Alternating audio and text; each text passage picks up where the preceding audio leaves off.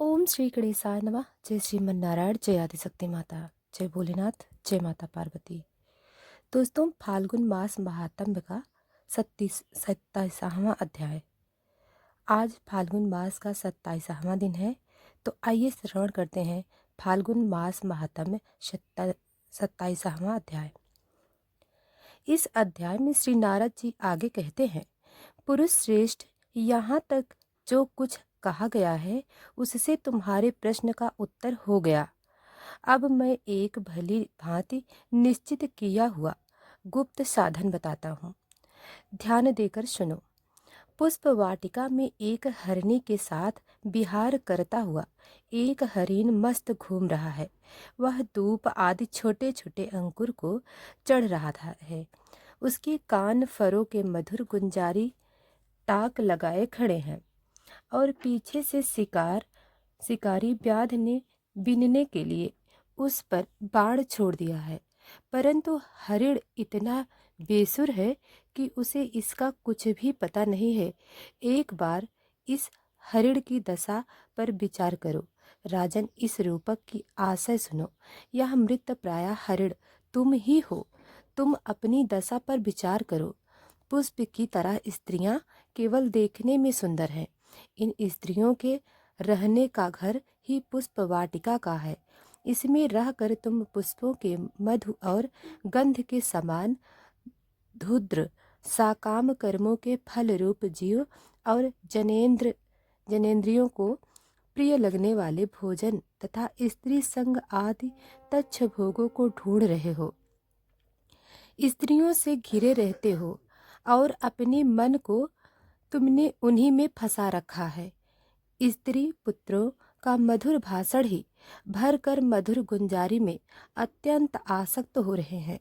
सामने ही भेड़ियों के झुंड के समान काल के अंश दिन और रात तुम्हारी आयु को देख रहे हैं, परंतु तुम उनकी कुछ भी परवाह न कर गृहस्थी में सुखों में मस्त हो रहे हो। तुम्हारे पीछे गुपचाप लगा हुआ शिकारी काल अपने छिपे हुए बाणों से तुम्हारे हृदय को दूर से ही बिंद कर डालना चाहता है। इस प्रकार अपने को मृग सी की स्थिति में देखकर तुम अपने चित्त को हृदय के भीतर निरुद्ध करो और नदी की भांति प्रवाहित होने वाली श्रवणदी की ब्रह्म वृत्ति को चित्त में स्थापित करो, जहाँ कामी पुरुषों की चर्चा होती रहती है। उस गृहस्थाश्रम को छोड़कर परम हंसों के आश्रय श्री को प्रसन्न करो और क्रमशः सभी विषयों से विरत हो जाओ। राजा प्राचीन बरही ने कहा, भगवान, आपने कृपा करके मुझे जो उपदेश दिया उसे मैंने सुना और उस पर विशेष रूप से विचार भी किया।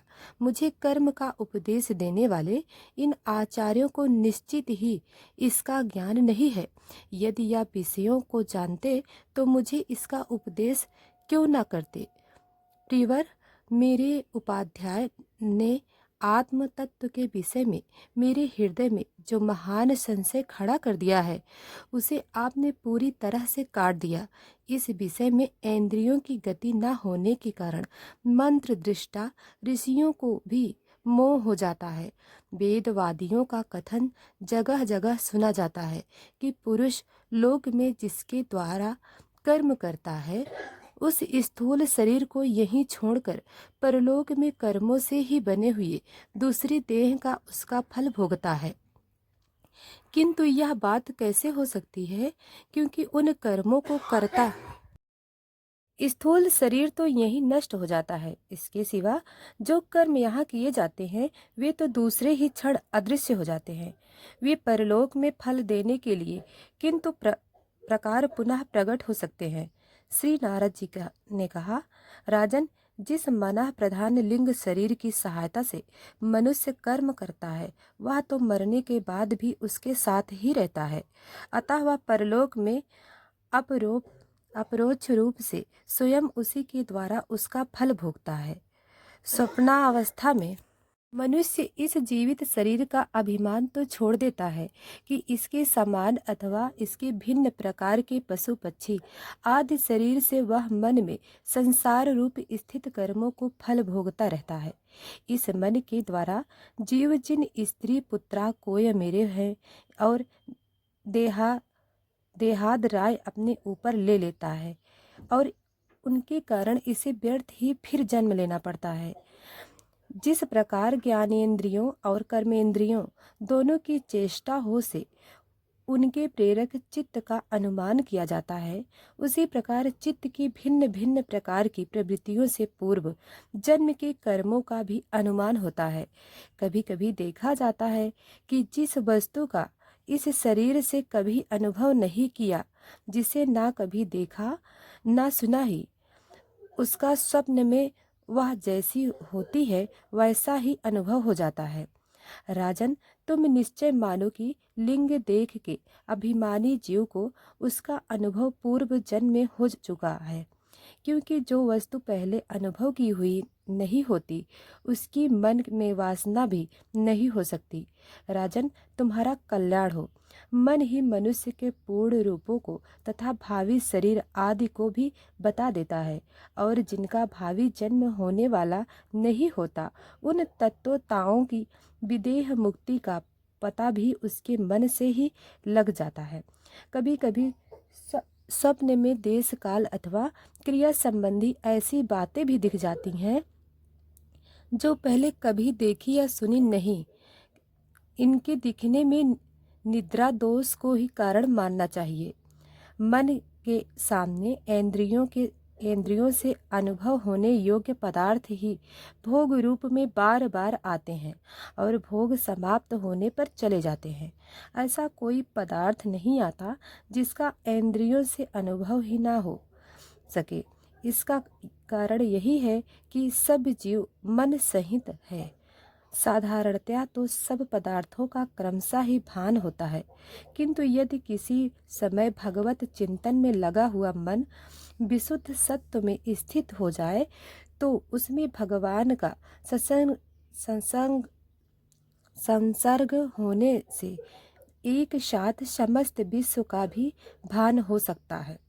राजन, जब तक गुणों का परिणाम एवं बुद्धि मन इंद्रिय और शब्दा आदि विषयों का संघात या अनादि लिंग देह बना हुआ है, तब तक जीव के अंदर स्थूल देह के प्रति मैं मेरा इस भाव का अभाव नहीं हो सकता। जिस प्रकार अमावस्या की रात्रि में चंद्रमा रहते हुए भी दिखाई नहीं देता, उसी प्रकार युवावस्था में स्पष्ट प्रतीत होने वाला यह एकादश इंद्रिय विशिष्ट लिंग शरीर गर्भावस्था और बाल्याकाल में रहते हुए भी इंद्रियों का पूर्ण विकास न होने के कारण प्रतीत नहीं होता। जिस प्रकार स्वप्न में किसी वस्तु का अस्तित्व न होने पर भी जागे बिना स्वप्न जनित अनर्थ की निवृत्ति नहीं होती, उसी प्रकार सांसारिक वस्तुएं यद्यपि असत हैं तो भी अविद्यावश जीव उसका चिंतन करता रहता है। इसलिए उसका जन्म मरण रूप संसार से छुटकारा नहीं हो पाता। इस प्रकार पंच तन मात्राओं से बना हुआ तथा 16 तत्वों के रूप में विकसित यह त्रिगुण में संघात ही लिंग शरीर है। यही चेतना शक्ति से युक्त होकर जीव कहा जाता है। इसके द्वारा पुरुष भिन्न भिन्न देहों को ग्रहण करता और त्याग है, और इसी से उसे हर्ष शोक भय दुख और सुख आदि का अनुभव होता है। जिस प्रकार जोंक जब दूसरे तृण को नहीं पकड़ लेती तब तक पहले को नहीं छोड़ती, उसी प्रकार जीव मरण काल उपस्थित होने पर भी जब तक देहारंभ कर्मों की समाप्ति होने पर दूसरा शरीर प्राप्त नहीं कर लेता तब तक पहले शरीर के अभिमान को नहीं छोड़ता। राजन, यह मन प्रधान लिंग शरीर ही जीव के जन्मा आदि का कारण है। जीव जब इंद्रिय जनित भोगों का चिंतन करते हुए बार बार उन्हीं के लिए कर्म करता है, तब उन कर्मों के होते रहने से अविद्यावश वह देहादराय देखते हुए सब प्रकार श्री हरि का भजन करो। उन्हीं से इस विश्व की उत्पत्ति और स्थिति होती है तथा उन्हीं में लय हो जाता है। श्री मैत्री जी कहते हैं, विदुर जी, भगवत श्रेष्ठ श्री नारद जी ने राजा प्राचीन बरी को जीव और ईश्वर के स्वरूप का दिग्दर्शन कराया।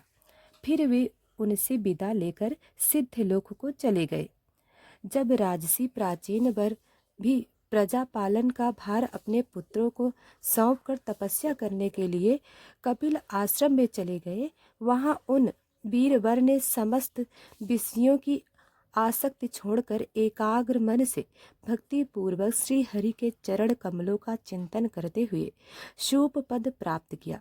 निष्पाप विदुर जी, देवर्षि नारद के परोप रूप से कहे हुए इस आत्म तत्व को जो पुरुष सुनेगा या सुनाएगा वह शीघ्र लिंग देह से छूट जाएगा।